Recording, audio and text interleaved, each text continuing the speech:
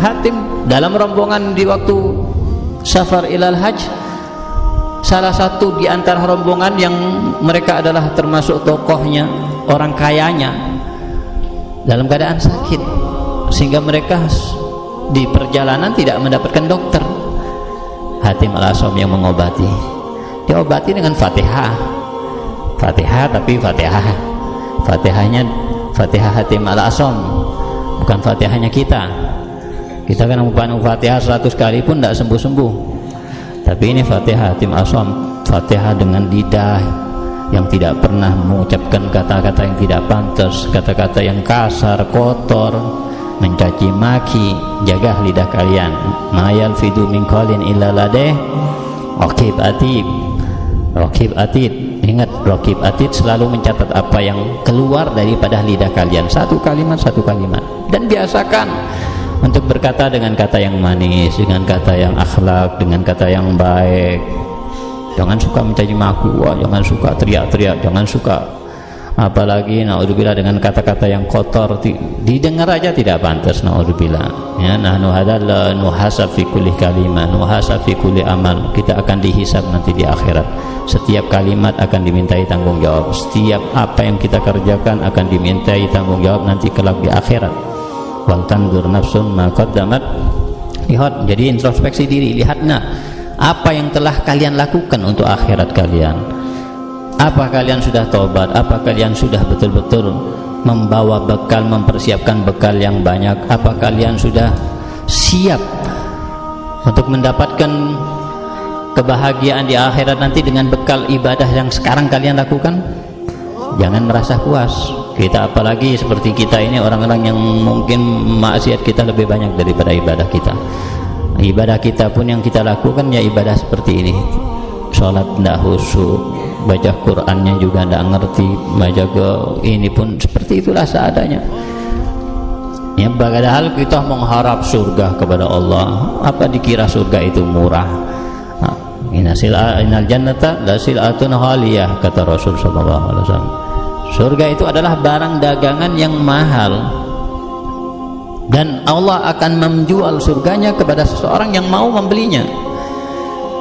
Kita membeli berlian mahal, apalagi mau beli surga yang terbuat temboknya dari emas, dari berlian, dari perak. Kita mau beli surga ini tidak mampu. Ya, cukup sudah ibadah kepada Allah Subhanahu wa taala. Ya, sebelum kita dicabut dan dihilangkan kesempatan untuk beramal. Ya, kita lihat orang-orang yang sudah meninggal dunia, mereka berangan-angan untuk kembali lagi ke alam dunia, hatta walau wa in kanat li ajli rak'ah aw rak'atain, tasbihah atau tasbihatain. Untuk kembali ke dunia, mereka mau membayar dunia dan seisinya. Dalam kitab Ihya Ulumuddin, Al-Imam Ghazali menyebutkan satu cerita, yaitu imra'ah fulanah tuwfiyat, meninggal dunia. Kemudian setelah meninggal dunia, ra'aha abuha fil manam, dilihat oleh ayahnya di dalam mimpinya. Kemudian ditanya oleh ayahnya, bagaimana keadaanmu sekarang ini? Kita kan bertanya-tanya, keluarga kita ada yang sudah meninggal, kemudian teman kita sendiri pun yang dahulu bersama-sama dengan kita juga sudah meninggal dunia, sekarang sudah dikubur di bawah tanah, sudah berada bersama mayat-mayat yang lain yang ada di bawah tanah. Dan jangan kita menghayal kita nanti masih lama kalau kita. Jangan. Ingat bahwasanya kematian tidak harus mati itu tua, tidak. Bukan berarti kalian masih muda aman.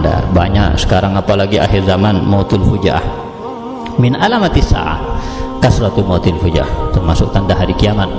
Akan banyak orang yang mati mendadak, sehat-sehat mati, mudah-mudah mati. Jangan kalian berangan-angan nanti masih lama, masih muda. Nah, ya mereka yang meninggal dunia, yang mendahului kita, padahal mereka muda-muda, mereka mungkin juga di bawah kita umurnya, dan mereka tidak pernah mungkin sekalipun menduga mereka meninggal di saat itu. Tapi ternyata ya takdir Allah mendahului apa yang mereka takuti, apa yang mereka lari dari kematian, tapi tetap qul innal mautal ladzi tafiruna minhu fa innahu mulaqikum summa turaduna ila alimil ghaibi wasyahada fa yunabbiukum bima kuntum ta'malun. Kamu lari dan takut daripada kematian, tapi takut kalian, lari kalian, berusaha kalian untuk panjang umur, selama-lamanya kalian hidup di dunia, tidak manfaat, karena semuanya sudah dicatat. Kalau sudah waktunya, waktunya tinggal nunggu aja panggilan. Dan tidak, panggilan Israel tidak memandang umur, tidak memandang orang kalau tuh sakit-sakitan baru mati, tidak memandang oh kalau kalau mungkin sudah kena stroke baru ini sudah mau mati, kalau kita enggak. Nah, di kuburan juga enggak ada tulisan ini kuburan khusus orang tua, enggak ada kan, ini khusus orang yang sudah sakit-sakitan, tidak, mau muda, mau tua, mau sakit, walau dengan sebab yang bermacam-macam, mau yang kecelakaan, mau yang sebab sakit, yang mau mati mendadak, apapun sebabnya, sesuai nantinya di saatnya pasti tidak akan lewat sedikit pun, tidak akan juga kurang dari umur kita, persis detiknya pun persis. Nah, kalau sudah kita yakin dengan seperti itu, kenapa kita nak mikir suatu saat mungkin malam ini mungkin kenapa nak mikir kita ini, ya Allah, kalau anak sekarang misalnya nanti renungkan, masa anak siap dengan ibadah seperti ini, masa anak siap ya Allah dengan berusaha yang belum anak bertobat kepada Allah. Misalnya sekarang ente besok pagi sudah dikubur, siap ente berada di kubur dengan gelapnya seperti itu sendirian, hatta orang tua ente datang mungkin hanya nyelawat aja, baca tahlil di kubur, habis itu pulang ditinggal, nggak mungkin nemenin ente di kuburan. Ya, teman apalagi temen ente, wah temani anak ya kalau mati di kuburan, nggak bakalan mau, meninggal mati sendiri ente di kubur. Kita ajak melewati kuburan malam hari gelap seperti itu, takut. Dan kalau kita mati berada di dalamnya, malah bukan di kuburan, di dalam situ bersama al-asakiril mauta, sama mayat-mayat yang lain di situ. Ya, siapa yang menemani kita? Amal kita. Nggak usah takut kalau kita punya amal yang baik, menjadi raudhah min riyadil jannah. Kalau kita punya amal yang baik, kita akan muna'am, diberikan nikmat oleh Allah Subhanahu wa taala. Kita akan bertemu dengan orang soleh, kita bersemu dengan salaf, bisa ketemu dengan orang-orang yang kita cintai daripada keluarga kita atau guru-guru kita atau yang lain-lainnya. Itu kalau amal soleh, tapi amal baik yang sudah siap. Tapi kalau tidak siap, ya ini ya muskilahnya. Mereka tidak mau atau mereka takut dengan kematian. Kenapa? Karena mereka tidak siap.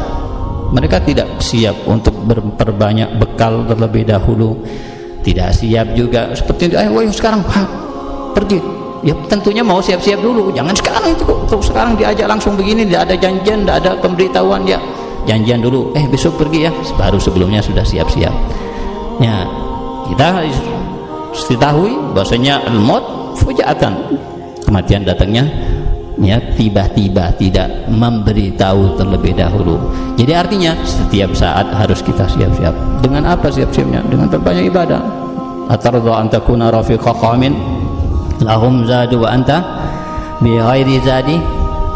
Kalian rela kalian nanti pergi bersama manusia semuanya di akhirat. Kalian lihat mereka membawa bekal yang banyak, mereka bawa ibadah yang banyak, kalian kosong daripada ibadah. Na'udzubillah kalau banyak bawa maksiat di saat itu, nangis, nyesel. Kalau ada kematian di akhirat, kalian akan mati karena nyeselnya. Tapi tidak ada kematian yang kedua. Setelah kita dibangkitkan dari kematian, maka di situ kita akan hidup selama-lamanya. Yang di surga hidup selama-lamanya, yang di neraka pun selama-lamanya hidup disiksa oleh Allah Subhanahu wa taala. Wa kullu atin gharib. Dan setiap masa itu qarib, dekat, tidak terasa kita lewati.